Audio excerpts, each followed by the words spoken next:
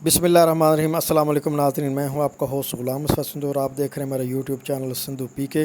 नाज़रीन, आज की ताज़ा तरीन जो अपडेट है दरियाए रावी के मुतल्लिक़ वो हम आपसे शेयर करते हैं। तो नाज़रीन, आज की जो अपडेट है, भारत ने बग़ैर इतला दिए दरियाए रावी में 2 लाख क्यूसेक का पानी छोड़ दिया है।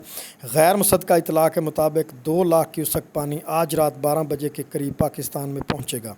देहात के इलाकों में अलर्ट जारी। दिरखाना, शोरकोट, छावनी, शोरकोट कैंट, कोट इस्लाम अड्डा, 25 पुल, 14 पुल, अब्दुल हकीम शहर, पुल बागड़, धर्मपुरा, दीनपुर अड्डा, न्यू हेड सदनाई, पुराना हेड सदनाई, चक नंबर 12 KM, मौज़ा सही सहू, मौज़ा ससराना, मौज़ा तिरहली, मौज़ा होसी हराज, तुलंबा शहर, कच्चा खूह शहर, दारा महरम बस्ती, ये तमाम के तमाम सैलाब की जद में आ सकते हैं। और दरियाए रावी में इंडिया की जानब से 2 लाख क्यूसेक पानी छोड़ने की वजह से दरियाए रावी के इर्द गिर्द के इलाकों में खतरनाक सूरत हाल पैदा हो सकती है। नाज़रीन, जब ये रिला हेड सदनाई से गुजरता हुआ सरदारपुर की हदूद में दरिया चनाब में शामिल होगा तो वहाँ पर इर्द गिर्द जो फसलात होंगी उनको शदीद नुकसान होने का ख़दशा है।